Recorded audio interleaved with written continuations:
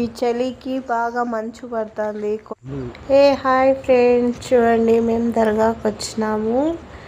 ఈ ఊరు పేరు వజ్రక రోడ్ దగ్గర కొనకొల్ల. పైన దర్గా ఉంది కొండ మీద. చాలా బాగుంటుంది ఫ్రెండ్స్. ఇక్కడ చాలా బాగుంటుంది. ఫారెస్ట్ ఏరియా లాగా ఉంటుంది. ఒకసారి పోయి చూడండి, చాలా బాగుంటుంది.